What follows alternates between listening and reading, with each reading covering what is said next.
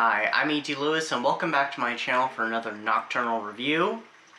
You know what this means, another Dark Shadows review, but before we go into that, I have a few things I want to share. So I recently acquired this. I'm a big fan of the Universal Studios monsters. They're one of the earliest bits of horror that I saw, that and Vincent Price movies. And I think actually Frankenstein was actually the first one I think I saw. But I acquired this Universal Studios tubs. I'm guessing what they're called. But it's a little duck, and it's a Dracula one. I know with the halo light, it's a little hard to see. But it is one of the Universal Studios monsters.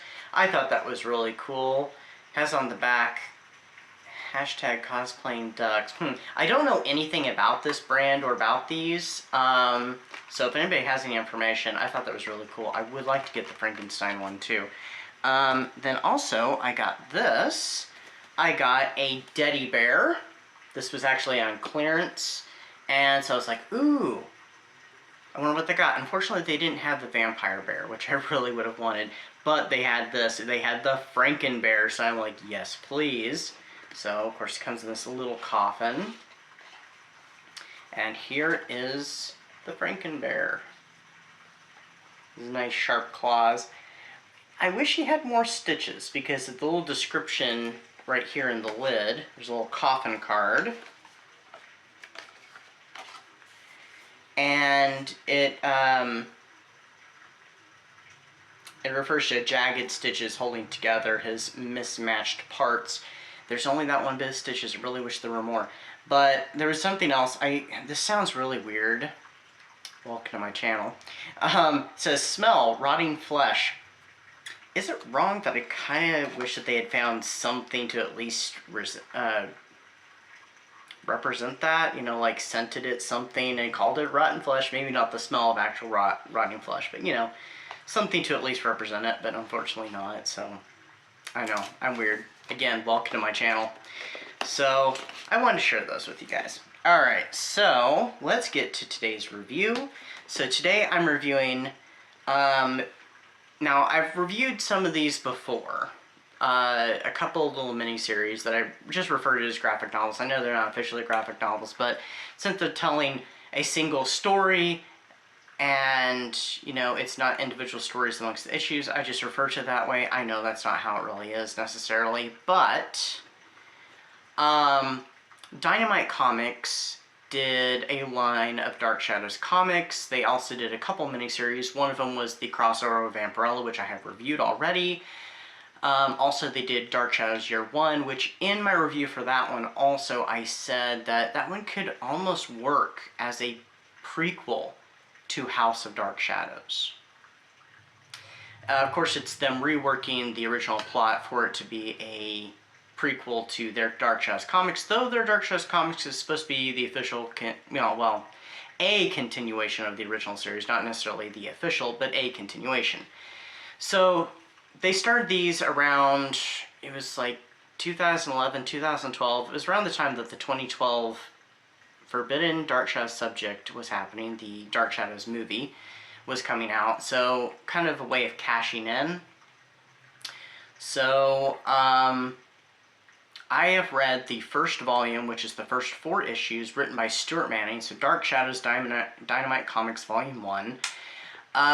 So these first 4 issues tell the story of Barnabas is haunted by these dreams while he's sleeping in his coffin of Angelique and a mysterious figure standing upon Widow's Hill. At the same time, the family is dealing with their own issues. David is in trouble with setting a fire in town. I believe it was at the local school. Quentin is, you know, going through his melancholy. And Carolyn is still mourning the tragic death of her husband, Jeb Hawks. Well, Julia is continuing to attempt to cure Barnabas, though I will say this, in 1970 I seem to remember Julia saying that the cure wasn't working and it was going to be the last injection she was going to be able to give him. So I don't know. Maybe she found another formula? I don't know. But anyway, so she's attempting to cure Barnabas when she finds a monument to the late Angelique Bouchard in the woods, and a series of strange occurrences begin to happen. So I thought it was pretty good for the most part. And each individual issue starts with the voiceover thing. So the first one is the only one that has My Name Is, and it's Julia who actually does the voiceover for the first one.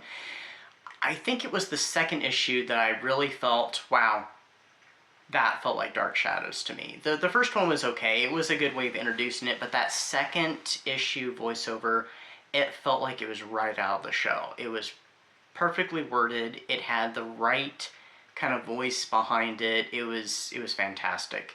And the characters, for the most part, they resemble at least the original actors somewhat. Some more than others. Like, I thought Elizabeth, looked very much like Elizabeth. But they're kind of carrying at least somewhat likenesses. You know who they are if you're familiar with the original show. There were a few things I wasn't crazy about with this. I wasn't crazy about some of Angelique's powers. Editing ED here, I did forget to mention that part of the plot actually kind of works as a bit of a throwback to the 1970 Parallel Time storyline with Angelique. I don't wish to spoil it, so if you wish to read the comics, you might notice a little bit of a similarity. I thought it was a nice little nod. Interesting that it was introduced into the main timeline of the comics. And I wasn't crazy about how Quentin is able to shift into the werewolf form without the full moon, and there's really no reference to his portrait. So some changes have happened, which kind of makes me feel that this is not really a continuation of the original show. It's just kind of like an alternate reality, which I kind of feel like a lot of Dark Shadows media is kind of choose your own continuation. Because we have the Dynamite comic, or choose your own Dark Shadows world even.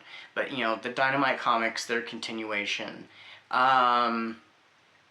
We have the Laura Parker books, which I refer to as the Parkerverse. We have the Big Finish audios. We have... Ooh, I feel like there was another one in there, but I can't remember. Now, of course, like the Marilyn Ross books, they're in a completely different timeline, and even different timelines within themselves, really, because where they intersect on some of the years, they have completely different characters, so. But, Dark Shadows is a multiverse anyway, so, with parallel time and whatnot, so there's many different times. So, I mean, there was parts of this I really enjoyed, and parts of it that kind of, the ending, I'm a little torn on. I liked the ending, but I also was a little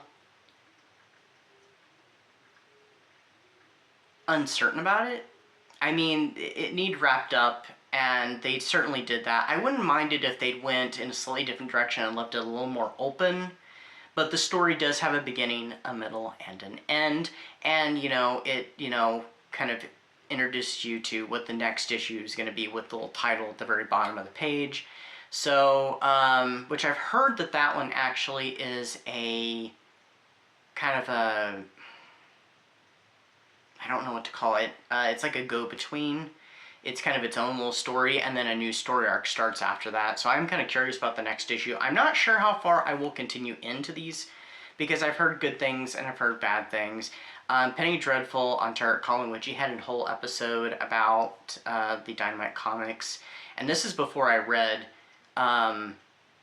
these first 4 issues, which also on her channel she's mentioned a couple times that in an interview with Stuart Manning, he actually did not write the 4th issue. He only wrote the first 3, and there were some ideas that they used to wrap it up in issue number 4.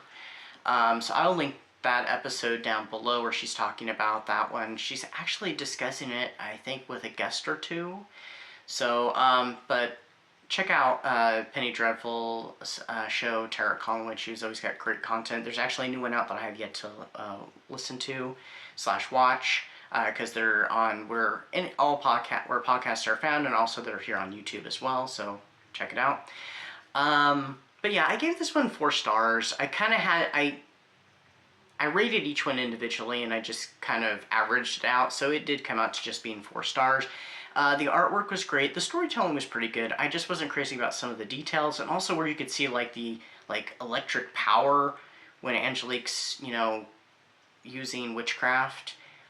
It just didn't feel right with Dark Shadows, but then again, this is a comic book, so they can do things a little different. It's kind of like when Buffy was transferred for seasons, 8 through 12 into comic book form, which I did follow those for a while, but they fell out of favor with me, so I no longer count those as canon, in my own personal canon, that is. I actually prefer the Buffy the Next Generation books to be the official canon, but that's me. But anyway, that's what I've got for you today. Oh, you know what? Scratch that. We'll talk about that another time.